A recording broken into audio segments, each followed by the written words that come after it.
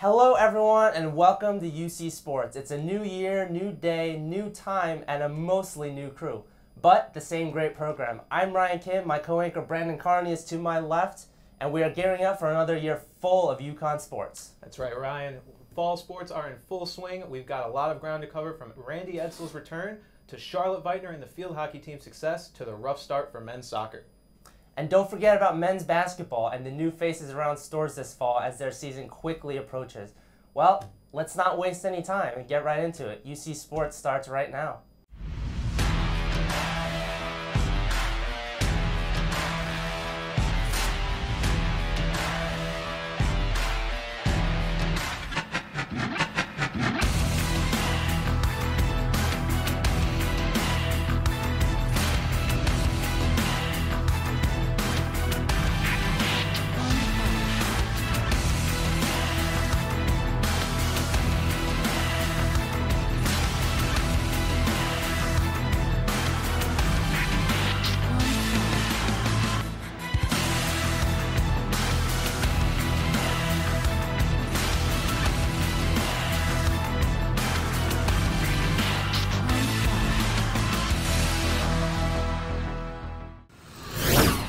Coming off a hard-fought win against Holy Cross, UConn Football was looking to continue their winning ways against Virginia, but the defense had other ideas, allowing 38 points to the Cavaliers while the offense was plagued by some costly red zone turnovers. The University of Connecticut football team played their first road game of the season today at the University of Virginia, and for the UConn offense early on, it was the tale of the turnovers. They struggled to get anything going during the first half. After an early Virginia touchdown, UConn was looking to capitalize on a Jordan Swan kick return that brought them down to the Virginia 25-yard line. However, 3 plays later, Bryant Sheriffs would end up throwing an interception in the end zone. Virginia punting the ball away again, UConn got the ball back and marched all the way down the field. However, Sheriffs would fumble again by the goal line. The ball was recovered by Virginia, and they were able to capitalize on this turnover, kicking a field goal. By the end of the second half, it was 24-0 Virginia Cavaliers. UConn started off the third quarter with a Tyler Coyle interception in the end zone. However, they could not take advantage of this interception as they got the ball all the way down to the Virginia 11-yard line and turned the ball over on downs again. Virginia took that ball and went all the way down the field, scoring another touchdown, making it 31-0 Virginia. Towards the end of the third quarter, UConn offense finally got going as Bryant Sheriffs and Hergy Mayala connected on a 60-yard touchdown pass. Sheriffs and Mayala would connect again for a 17-yard touchdown pass in the fourth quarter, but there was simply not enough time, and the final score of the game was 38-18, Virginia. After the game, the UConn players, while despite being disappointed with how the game went, were overall optimistic with how their offense will go in the future. I mean, I had 2 turnovers that were at critical points in the game, and they led to a momentum swing that we couldn't really recover from. We need to take the positives out of the game, and then we need to correct the negatives and just keep moving on. UConn returns home for their next game against the East Carolina Pirates on Sunday, September 24th. For UC Sports, from Scott Stadium in Charlottesville, Virginia, I'm James Santamaria. Now UC Sports' own James Santamaria was in Charlottesville, and he joins us now to break it down. So James, what did you think was the biggest problem for Randy Edsall and his guys in this one? Well, there are so many issues with the way they played, it was hard to focus on just one problem. For the offense, it was just a slow start and poor ball security. Twice in the red zone in the first half, we turned the ball over. Had we kept possession, it easily could have been 14-10, early in the second quarter, and it would have been a totally different game. And up until the end of the third quarter, UConn had no success in the red zone. On the defensive side of the ball, there was way too many missed tackles, too many broken tackles as well, I honestly don't think that Virginia's running back, he went to the ground once. He just kept trucking our defenders until he got pushed out of bounds. Our secondary got burnt so many times, and Virginia offense really had no pressure, We only got 1 sack the whole game. Right. Now, Bryant Sheriff's first start of the season, stat line looked okay, a lot of rushing yards, a couple touchdowns passing, but he didn't have a good game realistically. Do you think there should be a quarterback change next week or in the near future? I don't believe a quarterback change is necessary at the moment. One thing I've noticed about Sheriffs is that he is tough and he never gives up. The way he extends plays, you can tell he wants to get that first down, even if he has to take a hard shot for it. You rarely see him slide when he runs. Instead, he's always dropping his shoulder and giving all his effort to gain every yard he can. And he has a similar presence in the pocket. He holds onto the ball for as long as he can, usually throwing it, right as he's about to get hit by a defender. Now, this is an attitude you really want your quarterback to have. Not all the offensive struggles were Sheriff's his fault either. But his biggest mistakes ultimately changed the outcome of the game. as UConn had, they had to play catch up the whole time, to be honest with you. Now, if UConn continues to struggle and, Sheriffs keeps turning the ball over like he did, he keeps making poor decisions, I would suggest changing QBs. Now, David Pindell, he may get another shot if, this is the case. I mean, maybe a few weeks of sitting on the bench and, he had that experience from the first half of the first game we played in the opener. I think Pindell will have better control of the offense when he gets back into the game. Yeah, I mean, if things go downhill a lot, then why not bring Pindell and see what he can do, see what you're looking at for next year? Yeah. So aside from Bryant at least having some kind of confidence, what positives do you think can be taken from this game? A lot of our young players really made their presence felt today. Redshirt freshman Quavon Skanes, he tied Tyreek Beals for the lead in receptions. True freshman running back Kevin Mensah averaged 8.2 yards a carry, and he had 6 rushing attempts. He got a touchdown as well on one of his carries. Redshirt defensive back Tyler Coyle had one of UConn's lone interceptions, and true freshman Jordan Swan had a huge kick and punt return throughout the game. There was one where he almost brought to Virginia's red zone. So the future for the Huskies in this game was really bright. All right, James. Well, thank you. Thank you for We'll having me have to see if UConn can get back on track as they take on ECU this Sunday. And why is UConn playing ECU on a Sunday? We'll tell you when we return with more UC Sports.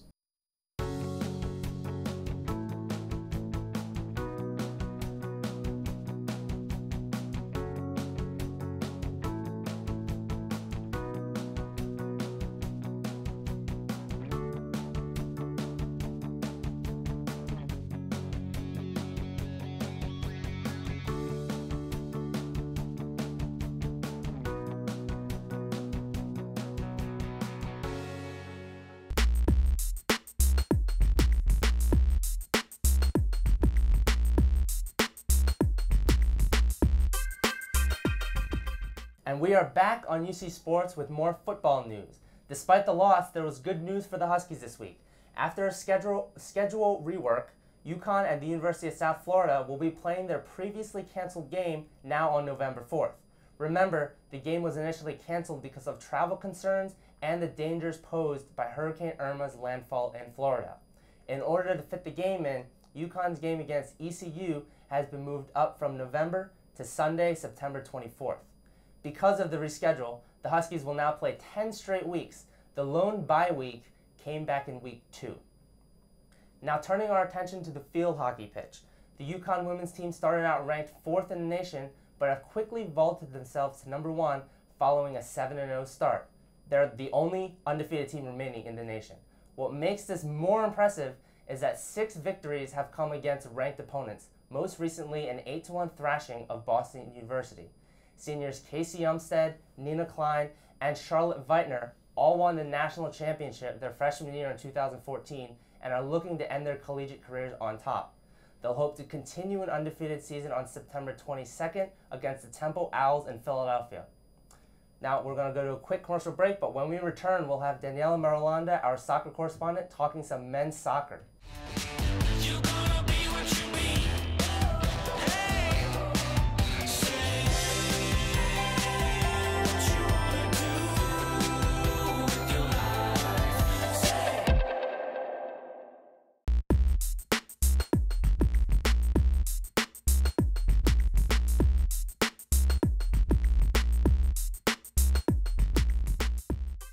Now, as promised, we turn our attention to soccer, where things haven't been so easy for the men's team. We bring to the show now our soccer correspondent, Daniela Marulanda, who has been following the team all season long. Welcome to the show. Thank you, Brandon, for having me here. And as you said, it really has not been easy for this team, lots and lots of overtime. But let's break it down. This team right now is at 2-2-2, going into their first conference game next Saturday after tying North Florida last weekend. And I think it's pretty certain that they're getting to panic mode. The team had chances to win all of their games so far. They started the season with a double overtime loss to Iona, lost to Notre Dame in the last minutes of regulation, tied Georgetown on a penalty, and on Saturday, a poor second half allowed North Florida to rally back. So what does all of this say for this team? Well, in my opinion, this team lacks 2 things. In my opinion, the mentality to stay in the game, and the second of all, which is the most important in the sport, which is scoring goals. Yeah, goal scoring definitely been a problem. 5 goals in 6 games, not ideal. That's right, and what's more worrying is that Abdul Bakijam has scored 4 out of the 5 goals, and freshman Austin Da Silva has the other one. And I think a lot of it has to do with the way Coach Ray Reid positions his players. A lot of the time, Bakijam is isolated, there's no help from other forwards or midfielders, and teams can read that really easily. They can just put 2 tall defenders against him, and they'll win the battle almost 90% of the time. So with all the overtime games so far this season, are there any silver linings the Huskies can take away? Well, yeah, the defense has been their biggest asset so far. Center Jacob Hauser-Ramsey and Nikosi Burgess are making that defense solid and helping Scott Levine. Other than the occasional mental mishap, that's what happened in the last game against North Florida that led to the free kick goal. But other than that, they're being really solid and really making this team what it is. There's also that great freshman class, one that Coach Ray Reid keeps talking about, one that has a lot to learn but is really bringing a lot to UConn. In the midfield, we have the Frenchman Blaise Ngog that gives UConn a physical presence that we otherwise don't have. Austin Da Silva is unpolished but has a lot of talent, and Nick Apostol running down the right flank are just some of the freshmen that could really bring something to this team and hopefully bring it back to the top. Now, I've seen Da Silva, and it's true. He seems like he'll be the next big thing to come out of UConn. Thank you for the update, Daniela, and coming up, we'll have an update on the women's side of the pitch, and then later, we meet the new Huskies for men's basketball, and we'll have our team's predictions for football this season.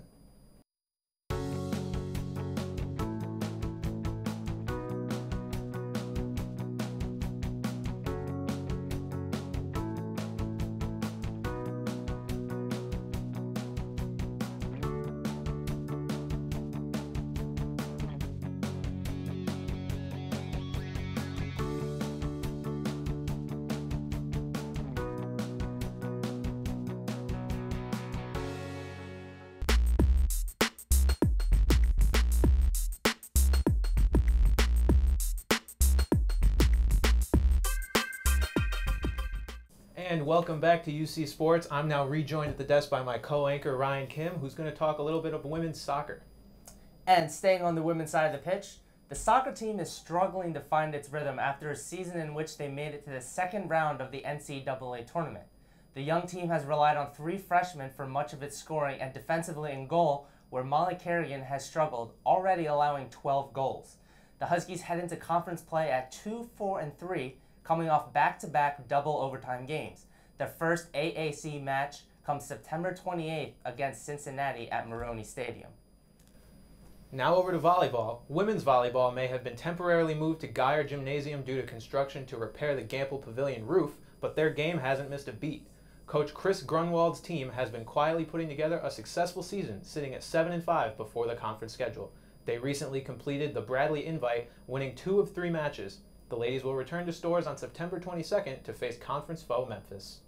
Now, it's time for another quick commercial break, but when we return, we'll have some news from the hardwood at the basketball capital of the world as both teams prepare for their upcoming seasons.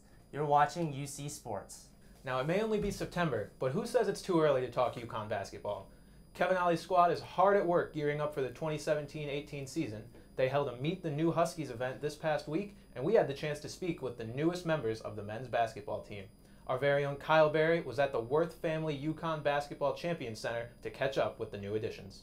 The UConn men's basketball team today held their 2017-2018 Meet the New Huskies event here at the Worth Family UConn Basketball Champion Center. This event featured the 8 new Huskies who are joining the program, which includes Antoine Anderson, Josh Carlton, Eric Cobb, David Anura, Tyler Polly, Isaiah Whaley, Quentin Williams, and Sid Wilson, the newest member of the UConn Huskies. Now, the media got a chance to meet the members of the new team and ask them a couple questions. Our first question for them, why UConn? Growing up watching UConn, I was like, man, like if I could play just for this program, like it was like my dream to play here. So like when I got the offer, and like I was just ecstatic. Coach Al is a real good guy. I trust all the coaching staff. UConn's a great program, so Stores is a great place, so I didn't think I would fit anywhere else better than here. Really, it was the family vibe, like Coach Charlie, and it was like when I came on my visit, I felt like I was with a family, and like everybody was like determined to get better. I like the major I'm in, sport management masters, so I think that's been pretty cool. I definitely talked to Sean. He's been helpful. very helpful, telling me about he has such a good experience here. Yeah. You know, so I think that definitely contributed to my decision to come here. Once I left St. John, I thought about a couple schools, but I just felt like UConn was really the school that I felt my heart was at, and I felt home being here. Now that the players are here in stores, we wanted to know, what are their personal expectations for the season, and what are the team expectations heading into this new season?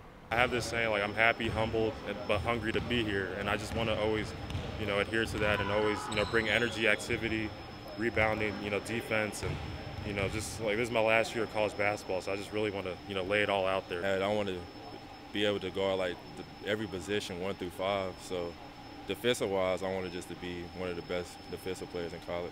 I want to guard Michael Porter a lot because, you know, he's destined to go to the NBA, so I want to show how I want to show I could do against him. Just grind and do my job, stay focused, stay consistent. Most important, class. Make sure I get good grades. Play hard, make an impact, and just be a force on the court, you know. Just go out, rebound, hustle, you know, defend, score when I get the ball, and just do whatever the team needs to get wins. Being at UConn, the team expectation every year is a national championship. So, you know, we're expecting to be playing in March, you know, making a run for it. We got to play together, work as a team, get better as a whole, and the future is bright. You're going to see. We got a mixture of young guys, older guys, transfers, people have been here, so I feel like it should be a real good year. We're not going to do what happened last year. Like, it can't happen again. Like, everybody's taking well care of their bodies and rehabbing and trying to stay away from injuries like as best they can. We just want to out-tough them.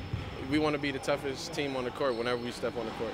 After asking the players about their expectations for the upcoming season and everything UConn basketball, we had to get down to business and ask them the real question. Who's the best 2K player? Oh, me, by far. Me, by far. Oh, man, y'all looking at him. I'm the best 2K player on the team. 2K18 comes out at midnight. I will be on it. It get real chippy every day, but right now I might say CV. CV! Come on. Come on. I appreciate you calling me over there. I appreciate it. Yeah, that's me, by far. The best. But I'm humble with it, though. That'd probably be J.A. Yeah? I'd probably say Jalen, yeah. Okay, I would say me, but I took in a lot of losses. I haven't beat Zay yet, Isaiah Whaley, but 2K18, it's a new year.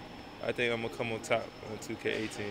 A lot of teammate chemistry is built in the locker room, and a big part of the locker room is the music. So we had to ask, who gets the aux? Everybody get a chance to aux, but most of the time with Al Tariq, he get the aux for the most part. Al Tariq or Jalen? Maybe Al Tariq or Jalen. Usually Reek. Yeah, Reek has first dibs. Yeah, Reek got the tunes.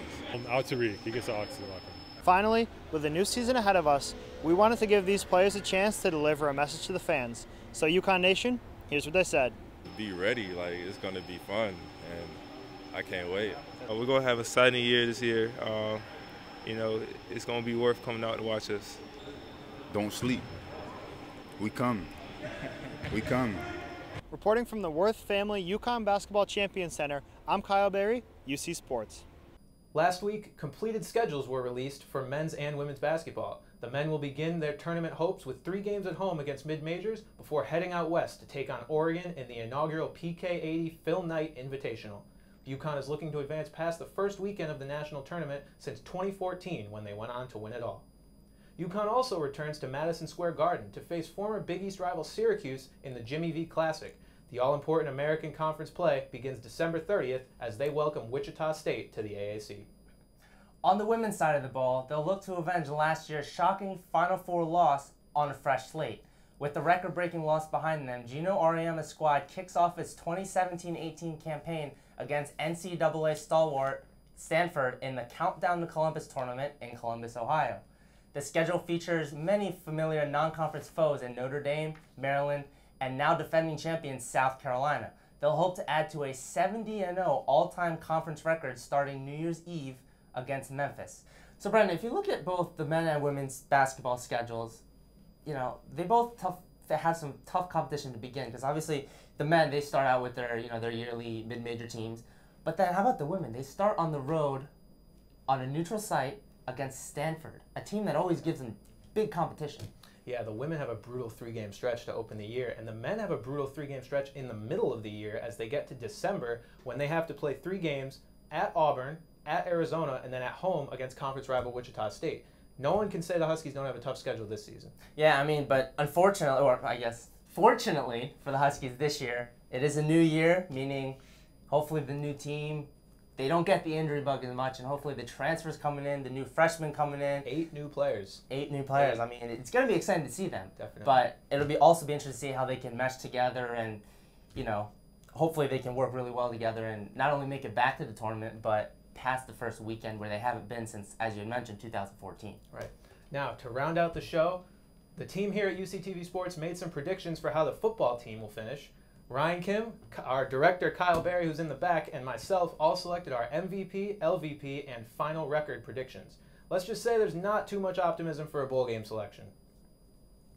Now, the general consensus is that the team will round out at about 4 or 5 games, meaning the return of Edsel won't immediately mean a resurgence of UConn football. So, Ryan, tell me about your predictions. I mean, the general consensus here, as we had mentioned, is, you know, they're not going to be this 10-2 squad, you know, brand new coach or brand new old coach coming in, you know, turning this team around back into national champions. That's just not going to happen. It's not realistic. But what we can say is, you know, the trend that we see is offensively, we see a lot of young guys coming in, and we're all thinking that the young guys are going to be, hopefully not to turn the team around this year, but in the future and kind of get them the playing time, see what they can do. And for our, you know, least valuable players, it was kind of a mix and match, but I know myself personally, I just went with the quarterback because whoever that may be. Whether it's David Pindell or continuing with Brian Cheris, but, you know, regardless of who it is, we've seen plenty of quarterbacks struggle, whether it be turnovers, whether it be, you know, pocket pressure or whatever it is, but just they gotta find the quarterback that can lead them to not only wins but can consistently put up numbers. Right. Now I'm with you with the 4-win projection. I believe the MVP will be Herji Mayala, who already has 3 touchdowns through 2 games. That's kind of touchdown production even Noel Thomas didn't put up. He had a lot of receptions, a lot of yards, one of the greatest UConn receivers ever. But Herji's putting up a lot in just a couple games. And then least valuable player, I'm hoping he can get it together, but Trey Bell, cornerback, is getting burned week in and week out. And there's only been 2 weeks. So for me to say that is pretty ridiculous when one of those games was against Holy Cross. So we'll have to see if they can figure it out. Unfortunately, that's all we've got time for tonight, but be sure to follow us all year long on Twitter at UCTV Sports for the latest in UConn athletics, and subscribe to us on YouTube at the UCTV Channel 14 to see all of our content as soon as it goes live. For Ryan Kim, I'm Brandon Carney, and thank you for watching. We'll see you next week. Good night.